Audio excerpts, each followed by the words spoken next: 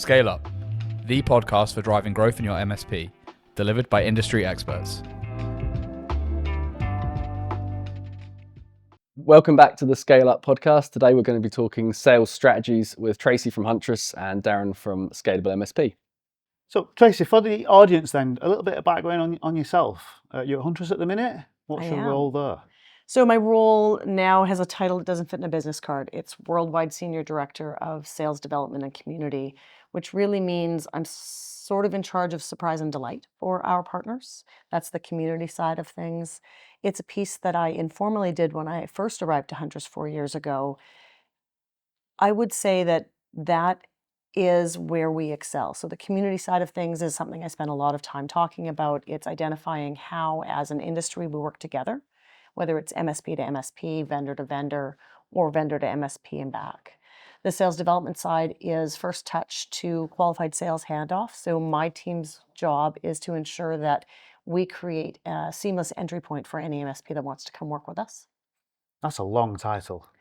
It does not fit on a business That's card. not fitting there, is it? Definitely not. No. But community, like you say, is so powerful. Yeah. You know, we see it in MSPs and we see it in vendors as well. If you can really crack that community, it's so powerful. But then you've got a really interesting journey of how you've ended up at Huntress. I remember some of the parties in Orlando that I've been to. They were pretty magnificent in the private rooms. So a little bit about that journey. What's that journey been like? So that means that you were probably at the Mad Men and Martinis party back in 2014. The little silver flask? With the flasks. I remember it well. People still talk about that party. Some of it remember less than others. Yeah. So we joined the channel by accident. So Carrie Simpson and I began managed sales pros back in 2014 by accident. We were doing cold calling for industries outside the space, and a local MSP in Winnipeg, Manitoba said, "Can you do this for managed IT?" And we said, "Absolutely." Then I Googled what that was. So that is how we started. It became, for me, a bit of a journey that I talked about recently for the first time in the industry. So I have a head injury. And in pre-2014, I was risk averse. There was no world in which I would start a business, and I was injured and at the same time amalgamated out of a job. And Carrie had been starting businesses, I think you guys know each other, for probably 5 years before that, and had been asking me to come on board. So she called me on the occasion of my 38th birthday and said, "Hey, you want to come to Disney? There's a tech event. It'll be fun," she said. So I fell in love with the channel on the Tower of Terror 7 or 8 times in a row. That's where my love of MSPs was born. I really feel like I fit here. They are SMBs that are looking for a ton of help. And so we started Managed Sales Pros. We entered into the MSP space and we launched our business at that IT Nation. For us, it was then a 8-year almost journey through the tech space. We started with tiny MSPs and we worked our way up to larger MSPs and we built some credibility. At that time, we were the only female-led cold calling engine in the channel, and we were touted by the end of our career there as the best MSP sales lead generation engine. That led me to the vendor space. So we took on vendors as partners probably halfway through our time at Managed Sales Pros, and at that point I was working with OpenDNS. Right. And OpenDNS, the brainchild behind that in the sales side was Andrew Kaiser. When OpenDNS exited to Cisco Umbrella, we got grandfathered into that account. And Andrew went there. When Andrew came to Huntress, we then brought Huntress on as a client and made our way through. So when I exited my business in 2020, Huntress came to me and said, "Can you build in-house?" And I said, "Absolutely not. I'm unemployable. I don't want to come to work on Fridays if I don't feel like it. I'm not really great with playing in the sandbox with others, and I don't want to wear your ugly vendor t-shirts to work." They came around and said, "Absolutely, those things all work." And so that's how Managed Sales Pro's internal sales engine was turned into Huntress's sales engine. Amazing. So that to just sort of clarify that, the whole thing around that managed sales was you opening doors for MSPs, knocking down that door with a strategy, delivering it consistently, and then delivering that hot prospect to the MSP into their sales engine. And you then help them to develop their sales engine to turn that into a win. The biggest thing that we found, and the reason that we decided to settle on managed service providers, is because it's the one place they really have challenge. A lot of tech companies are founded by technical people. They have all of the chops to do the tech work and very little business acumen sometimes when they start. As MSPs grow and expand, and as we see the industry expand, you see a lot more businesses run by business-focused owners. But back a decade ago, it was techs who got tired of working for someone else and felt that they could do a better job and began companies. So for us, it was repeatable and scalable easily. To teach them how to do the work was hard. To do the work for them was easy. Yeah. Yeah. Just take it away from them and deliver the hot lead. Yeah. And I think it's really interesting because I still hear in the market, what are the right things to do when you're trying to develop a prospect? Yeah. Is it cold calling? Is it certain marketing outreach? Is it SEO? Is it all these other different things? What's your take on that? If you're a small MSP now, you're a technically led principal, so you was a tech, now you're owning the business, and you need to start building in your own prospecting engine that up to now you've basically relied on relationships. Sure. Someone saying, oh, this person's really good, do you want to talk to them? Now you need to build a prospecting engine. What would you do if that's where you started? Well, I'm biased for sure, but the first thing you do is you pick up the phone. It can be scary, but I did it today.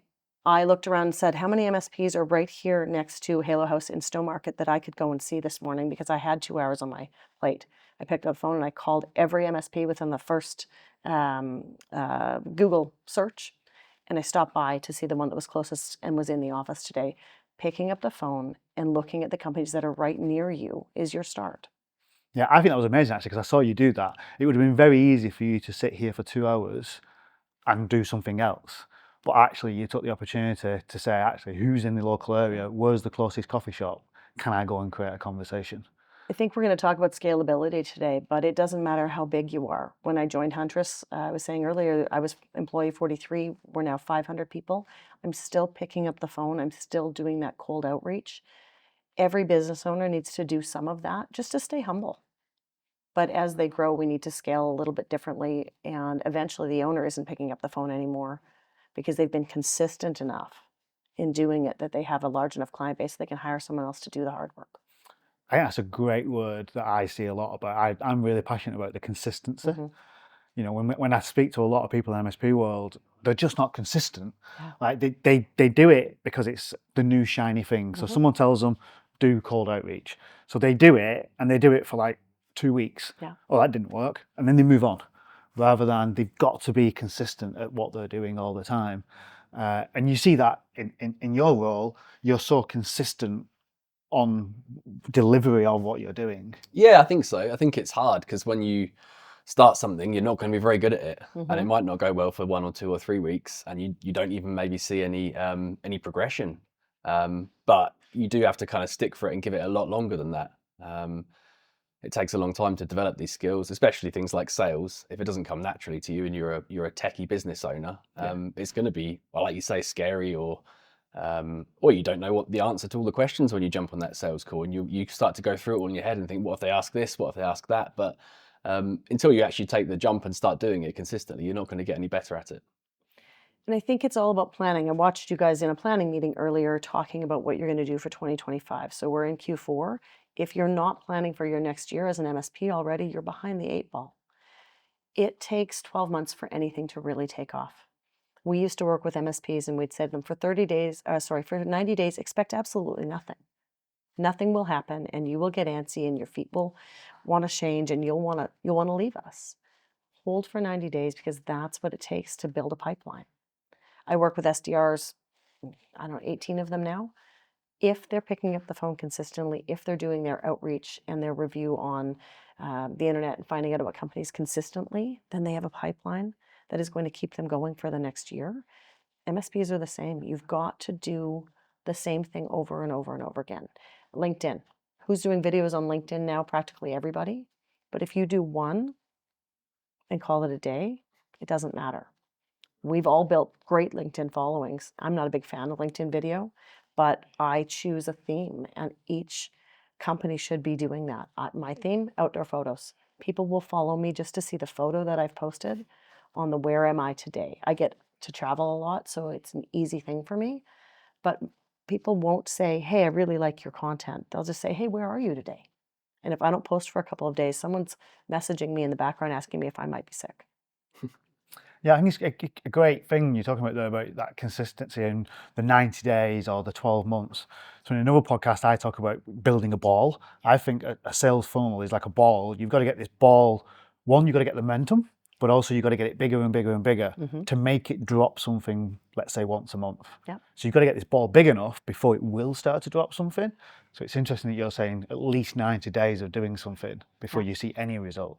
Yeah, that's absolutely true. We call it a funnel, right? How much stuff can you throw in the top so that there's enough that drops out the bottom on a consistent, regular basis? So if you are consistently doing outreach in whatever form, whether that's cold calling, email outreach, maybe it is LinkedIn, maybe it is meeting your Chamber of Commerce once a month, whatever it is that you're doing, if you're consistent, you will start to see a pattern.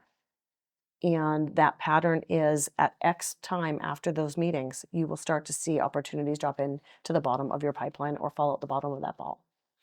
So when you talk about cold outreach, I'm sure, like Tim said, everyone's nervous out there. Everyone's thinking, what's the questions? How do I approach this? What do I go about it? What would you say for a small business that's just trying to, what do I do with this prospecting? Like, okay, I'm going to go and do cold outreach. Sure. What would that look like? What would that system look like if you're just starting off? So you're going to build a script of things you need to know. So if you are a managed service provider and you're looking to find your first set of clients, you need to understand how are they buying technology today. So that's your first question. You're going to introduce yourself. Hi, I'm Bob from Bob's IT. Calling because you're in our local area. I wondered how you are getting your IT support today. Asking an open-ended question allows them to generally think about it and give you an answer. If you call and say, hi, I'm Bob from Bob's IT shop. Do you need managed IT? No, click. Or a ghosted email. Giving them something to think about is the first part of making that opportunity turn into something. And I play a game on the phone and it's ask a question, get an answer, ask another question. Every time they engage with you on a basic question, you want to know at the end of that call, if possible, who makes the IT decision over there? What are they doing today? What do they feel they're lacking? And most importantly, in that first call, wherever possible, how big are they? You have to know what your target market is. And most small MSPs don't know that yet. If I had $1 for every time an MSP said to me, if you bring it to me, I'll close it, I wouldn't have to go to work. So understanding after your first 3 months of calls, where are the types of companies you are seeing the most success with on the phone or through your email campaign or whatever it is that you choose to do consistently for 90 days, you'll start to find your niche market. Niche market? Niche market? Niche Depends market. on where I'm at. Yeah. What Niche. country are we in today? That's how you start to determine what your ideal customer profile is. Where are you winning on those cold calls? Who's saying, yes, absolutely, come down to my office, or I'll come down to yours, or I'm willing to have a second conversation. So the first call is just step one. As a cold caller, my team understands that maybe you're going to make 20 calls over the next 9 months to win that business. You said something earlier that was really relevant. We do something once and we think, okay, that's enough. But if you don't nurture, that call absolutely was a waste of time. So maybe you learned a million good things, but one thing you learned was they're on contract for the next 12 months with another IT provider. What do you do for the next 12 months? If you're smart, you drip nurture them. Yep. So how many touch points would you do? Would you call them every week? Would you call them every month? Would you back that off with some emails? What would you say would be a 12 touch point? So for me, it depends on whether they're engaging or not, but let's suggest that they're not engaging. Call one on day one, followed up with an email, followed up with a call a week later, a call 2 weeks later, a call a month later. I extrapolate it out by double most of the time. And I intersperse other types of touch points. I mean, we're in a world now where you can retarget them digitally, you can run ads, you can do SEO to get them to come your way.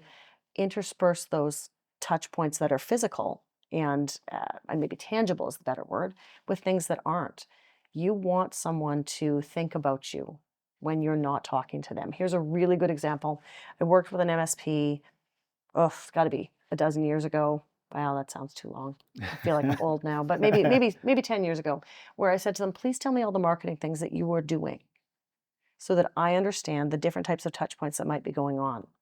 And they gave me the list, and one of my cold calling team was calling on their behalf, and someone on the other end of the phone said, I just saw your bus ad the other day. That's great timing. I absolutely need IT. And we moved that into a first-time appointment. I called that MSP and said, can you explain to me why when I asked you what your marketing plan was, you didn't tell me you were doing bus ads? Like, that's a pretty big advertising campaign. And he looked at me all confused and said, we haven't run bus ads in a decade. So it was just good timing. Odds are she saw another bus ad for a technical company. But when we called at the right time, in her mind, that was this company. And so memory is long. They will be thinking about you all the time. If you just happen to line it up just right, you're set. I think there's also the fact that when you ask them how you heard about you, often they don't piece up all the pieces because they actually saw it subconsciously or they saw it that long ago that they're not actually recalling it. So I often get asked, like, what types of things should you do in marketing? Which things shouldn't you do? The answer is you do all of them because you don't really know which one is actually causing that trigger point, but they'll only give you the last one. Marketing is actually my favorite department in any company because you cannot quantify the results. You can see things, but you and I both know if I ask you, okay, that shirt's a Halo shirt, so I know where you bought that one, but if you picked up a shirt somewhere, you won't remember what caused you to do that. But as an MSP with a marketing department or tracking your own marketing as an owner, you'll actually see how you touched them. So what a prospect believes is the only thing that matters in the long run. What you can see is valuable because it helps you to do more of that. But 9 times out of 10, a customer will not understand where they met you. Yeah. So that's the small MSP. Now you've got the fact that actually they've built this engine, they're trying to move it forward. Now they need to hire their first salesperson. So Tim, I've had loads of conversations with you about how you do your hiring. Yeah. What do you think, what's the key things you're looking for when you think, okay, I've done these graduates, which is what Halo do. This person is probably going to be a salesperson. I mean, for us, it's important they understand the tech they're selling. So we don't really hire, I don't know, your car salesman type person who can just talk the talk and convince someone to buy it without really getting into the nitty gritty. Because we're selling to MSPs, they're going to ask complicated questions and they're going to want to see it. So there is a certain level of technical ability we require. But the most important thing is relationship building, because that's all sales really comes down to, for me, is everything that happens before that, like the marketing or the bus ad that got them to get in contact, that's all before they've actually kind of got into building a personal relationship with a salesperson. So if they can't build relationships, if they can't hold a conversation, they're not going to go anywhere near the sales team. Yeah, that's a key one, isn't it? They've got to be able to build relationships no matter where they are, sort of thing, and get themselves out into that main stage and talk. I think we talked a bit earlier as well about how do you get it to move from being the principal has done everything and now he needs to hire the first salesperson, but it's all in the principal's head. So that's probably your biggest challenge. Control, first of all, is the thing you have to overcome, and sometimes ego. I can do it better than my team is something I've heard a founder or an owner tell me thousands of times. You can, but do you want to be, and should you be doing it? How do you release the reins? So that's your step one, getting an owner past the I can do it better. And once they've released that reins and they've hired someone, it's the first 90 days of that person's job is documentation. And sales reps hate it. There's no sales rep I've ever met that wants to document a process. So you probably bring in some admin help and you begin to do that knowledge transfer because, right now it lives in someone's head. You need to get that down on paper. You need to understand what got them to where they are now. And now you look at that list on your paper and you say, is this scalable? Could I do this repeatedly? Where do I need to add steps to this? And where do I need to take the things that are unnecessary out? So you start to build a scalable sales process. And if you can't build it, you hire someone that can. Because very often you need a consultant to come in and talk to you about building that process. That maybe they're really good at it and you're not. Yeah, because I tend to find a lot of the principal-led, you're a tech, you're an introvert, you don't really know what that sales engine is going to look like, but you're doing it naturally because you're just passionate about the business, and that passion comes over and that's what's selling. But now you've got to turn something into a sales process that you just think is the passion. And it's very difficult to convert that into that first salesperson. I see so many people hiring the salesperson that's come with some success from another business, but they put them into the role and just expect them to sell. But what are they selling? There's nothing there for them to sell. So I think the biggest thing, and Tim, you and I've talked about this before, no one wants to be sold to, but everybody needs to buy something. When we do discovery as a sales rep, we're just having a conversation like we are today. If you are giving them a laundry list of things they have to tell you, it's never going to work. So as you build out your process, you start to think, okay, what are the questions that I'm asking repeatedly? What are things I'm hearing other people ask all the time that get me an answer without asking the actual question? The question isn't necessarily how many computers do you have in your office? Maybe the question is, how do you all go about the day-to-day work? And does everybody have to access a computer? Gives you the same answer, but it's the question that makes them think about how they do their day-to-day work that is more important than the number of computers, because then you can extrapolate that later, understanding that everyone in that company has a computer. So we touched a little bit at the beginning about community, but I think you can also bring that into more like a referral structure and how we build a community as an MSP.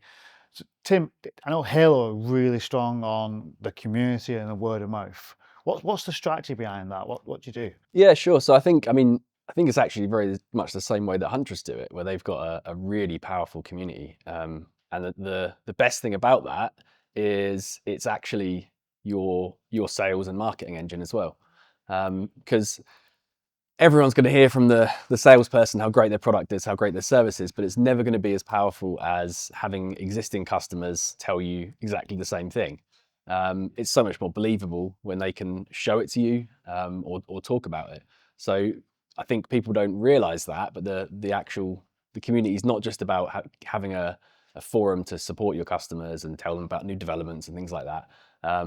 But really, it's part of your sales and marketing. Yeah, and there has to be a intention behind it. You know, you've got to be intentional in building a community and building a referral program.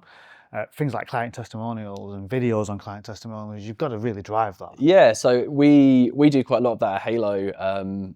Although we do a lot of our sales quite differently. One of the things we're good at is finding clients who will be a referral, categorizing them all properly in terms of what industry they're in, what their niche is, maybe what size they are, and then cataloging that and making it available to our salespeople. So they find a lead comes in, they could basically look in this table, find some referrals that fit the bill and make contact.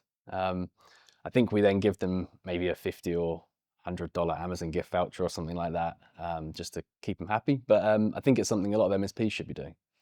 I think that's an amazing part, though. Actually, what's your take on that? So, if you're building a referral scheme, people always go, oh, "Yeah, but what should we give them in return? Should we give them $50 Amazon? Should we give them $100?" What I find is actually none of that actually drives them doing it. It doesn't drive the behaviour of them giving you referrals. What's your thought on building that referral structure? So I think it's often events-based. So let's say you are doing a community talk at your local chamber. There are probably people there who use you and are heavily invested in your success. Maybe there's people that know you and they think you're good, but they haven't bought yet. And maybe there's people that don't know you at all. When you think about how to curate those conversations, so if I'm doing a dinner, if I'm going to an event, if there's a table, I'm going to encourage people to sit where I ask them to. So I like to put people in pods. So if I'm doing a Huntress dinner somewhere, I say, take a highly deployed, really invested partner, sit it next to a partner who has a little bit of saturation with us, but isn't really doing a lot, and then take a brand new partner that isn't working with us today. I put them at a table space with a staff person. And I go as far as looking at their personalities. Who's the right staff to put at that table? And when you do that, organically, your raving fans will talk about you and your champions will advocate for you. And then I just sit back and watch the magic happen. And you can do that in any level of, as long as you have more than 3 people in the room, you can do that all the time. Being intentional in where you place people allows that to come out in a more organic way. So when we do the testimonial piece where we line up the same list that you've got, anybody who's willing to do, but that's not organic. It's valuable, but everybody knows you've probably paid for that at somewhere down the line. If you can line it up to happen when you are in the room but not talking, or organically without you, that's where the success of a referral program comes in. But when you are working with new partners, you have to build that from scratch. So every client on your roster should be asked to provide a partner testimonial or a client testimonial. It doesn't matter how small they are, how big they are. If you're not asking each of them to do that for you, you're missing out. Even if you just put those on your website, maybe no one ever calls that person for a testimonial, but that clear indication that someone they trust and know or does the same thing that they do trusts you, that's what you're looking to build, and you should be putting that in with every quarterly business review you do with your clients. Yeah, I mean, something like 90% of the buyer's journey now is done before they even speak to you. Yeah. So you need to have that material on your website. No one's going to talk better about your business than somebody else telling somebody about your business. No one buys from us as vendors. They buy from each other. We just happen to be the vehicle through which they buy Huntress. But they've bought it from the MSP up the street who loves us so much that they brought them in for a meeting. So we've talked a little bit about scaling through those different layers of principal selling, then hiring a new salesperson, and then structuring this sales engine. What about when we're looking at this scale? What's this team need to look like? What we're looking for? Typically, we've got an owner that isn't a salesperson, hasn't hired salespeople. What is this owner going to look for when we're building out this team? So Halo look for a specific thing because you've got your graduate program. Yeah. Why did you think of that graduate program? So we've always been very long-term thinking in everything we do, and one of the things we realized quite early on was it's much more important to hire someone who's a personality fit and a cultural fit rather than the right skill set there and then, because we can teach them everything they need to know in, I don't know, 6 months, a year, maybe 2 years max, but you can't really change the personality that easily. And the culture's hard as well. If they don't fit, they're never going to learn. They're never going to want to stick around long term. So we've always prized that above everything else. The other thing we've always done is filling in from the bottom. So we don't hire an experienced senior salesperson ever. We hire people with very little experience, train them up. That allows someone at the top to make a jump up, and then we fill it up from the bottom. And that's really good because then everyone coming in can see that's how it works, and they see where the opportunities are because they know that at some point they'll get that opportunity themselves. And yourself, Tracie, what do you think should we look for when we're trying to build this organization out? So for me, it is culture enhancement. You have a type of company you want to expand on. You have your own passion, your belief on how a business should run, and every MSP is a little bit different. How do you find two things? One, people that have some skill. So as a small MSP, you can't hire everybody without skill set. They don't have 2 years to get them where they need to be, like an established company like Halo does. So you need to find someone that has a little bit of experience, but is still a little bit diamond in the rough because you want to help mold them into your business. So I never hire, on my team as an SDR, I would never hire someone who knows everything. I want to hire the person. Best hire I ever made, bartender. He was the lead bartender at the Bull and Bear, my favorite steakhouse. And that is not where I met him, but when he came inbound and I realized that's how far he'd made it in a service career. You want people that are service oriented. It has to be team before self in sales. Because while salespeople are out for their own commission in the long run, if they don't work as a team, your company isn't going to expand. So starting to think about hiring people who are going to be more interested in building a company than building themselves is really important. Definitely, I think that comes also when you look at things like trust and accountability. Mm-hmm. If they're more about we succeed as a team, and in return I succeed because of that, then you're going to build a successful business. Nobody works in a vacuum in an MSP. They all have to work together and cross. You guys do a lot of really good work in the beginning at Halo of cross-training teams. In an MSP, you should cross-train everybody. No one should be above picking up the phone, and everyone should be able to solve a base layer technical problem, which really is, have you tried turning it off and turning it on again? Everyone should know how to do that. Yeah. So when you're looking at the sales side of the organization, what do you think a good structure looks like for a certain size MSP? Oh, that's a good question. The leaner the better for small MSPs because they only have so much funding. But if you've got I would say endpoint count, you're about 1 tech to every 100 endpoints, give or take a little bit. And if you want to expand at that rate continually, you probably need to be, if you're 500 endpoints, you have 5 techs, how many clients do you want to bring on? And you work backwards from there. So when I'm teaching sales process and staffing up, I say, well, how big do you want to grow at the end of this year, at the end of next year, at the end of 3 years? And from there we go, okay, so we know that we need this many staff to get there on a technical side. How many people do we have to talk to? So if you want 10 clients, you probably have to talk to 100 opportunities, which probably is 1,000 phone calls, and you start to extrapolate that down into how long does that take a human on a daily basis, and you can do some easy napkin math to determine how many staff you need to hire. I think that's a really great point, though, because what I find when I speak to MSPs, for some reason, they all give me this target of 5 million. It's always 5 million. I don't know where the 5 million ever came from, but it's always 5 million. And then when you ask them, okay, how are you going to get there? There's not a lot of substance behind how I'm going to get there, apart from I'm going to bring on 20 new users a month. But how are you going to bring on 20 new users a month? And what you just talked about there is those leading indicators that we can work backwards to see how we got those 20 users. Yeah, when I know, so I have an annual operating plan that I have to adhere to at Huntress. I know exactly how many opportunities I need in 2025 already.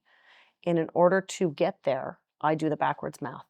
And every quarter, I have to hit a milestone that says, great, now I can unlock some more headcount, hire some more people because we're going to move faster. Every quarter, for every salesperson ever on the planet, commission goes up. What's your view on, some people call them hunter farmers, some people call them account managers and salespeople. Do you think you can do both? Because you see a lot of MSPs that always do both, and then you see some MSPs that say, no, cannot do both. What do you think? So I'm more of the opinion that you cannot do both. There are people that can. So there are people that can open a door and close a door. But generally speaking, I believe that your door opener does one thing. Their job is to get in and start discovery and then hand it off because they want to move on to the next thing. You've got an account rep. So at Huntress, we do SDR, which is first touch right through to sales qualified. We know this is the company we want to meet with. Moves to an account manager. Account manager's job is to keep them for a year. Account managers kill what's in front of them. They're not long-term thinkers. That doesn't mean they are not smart. All my reps that are listening to this, I'm not calling you foolish, but that's what they're designed for. That's their skill and their core value is get it done now. Grow it a little bit, and then we hand it off to an account manager. Account manager's job is all relationship. They have to keep them engaged and expanding for a very long time for you to do it right. Because if you are developing customers that churn, you're not going to grow as a business. So in my mind, it's completely separate. There are people that can do it, but they're not common. And do you think an SDR, so if you think about your model, Tim, and I'm a big believer in this model as well, about growing people from the bottom all the way up. Yeah. That in my head would mean that you would hire an SDR that's got a bit of a rough diamond, as you called it. You smart them up, they do it for 2 years, then they move into a sales role. They do that, they may either into a sales role or an account manager role. Do you think that's still a pathway, or do you think an SDR is an SDR? I think it's a pathway if you do it right. So I have been doing this for a while now, and what I've discovered is you need to find someone's genius zone. So not every SDR that you hire is going to be a fit. Maybe they really want to be in sales, but as you work with them, you discover that their genius zone is something else. At a big company, you have a lot of opportunities. So I'm very lucky. Huntress has given me a bit of a playground to build people's careers, and it's what keeps me engaged. I've have SDRs that have gone to sales acceleration and help with training, SDRs that have moved to operations. But in a small business, you really need that transition, sales development rep to sales rep to something. And you have to work with them on a weekly basis for it. So you need a career path progression plan. Just like you need a plan for your business, you need a plan for your staff to accelerate. Otherwise, they'll never get there.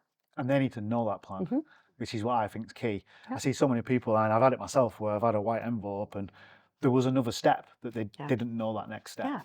And next minute you feel that they've handed the notes and they've gone somewhere else. Yeah, because they don't feel like you are invested in their success. I am going to do just a bit of a plug for a program that I run. So I do something called personal professional development. It was derived from Daniel Pink's book Drive, and it's all about giving them time on work hours to expand to the next role. So we all know that time is money. But my team gets 2 hours a week of mandatory time where they get to choose with their manager their career path progress. And 2 hours every week, they sit down and they make their way towards that. They have milestones, they have process, they know what they're going to do, and it helps them decide where to go next. And every MSP should be working with their entry-level staff to get them ready to move to the next level. But I think the key thing there as well that I see lots of MSPs, they don't have those defined roles documented. And so that person may be in role A, they know role B is the next thing, but they don't actually know what role B is or what things that they need to bring to the game, to the table, to get role B. What you're actually talking about is you should have those roles well documented and what needs to happen to get the next step. Yeah, you need to, as a business owner, your responsibility is your staff. And it's also, of course, to your clients, but your staff, your people are the first thing you're responsible for. If you are not getting them to where they need to be, your business won't survive. So to summarize this then for the audience, some key takeaways here. So my key takeaway is consistency. I think with anything to do with sales and marketing especially, you've got to be consistent and you've got to be in it for the long game. It doesn't just happen overnight.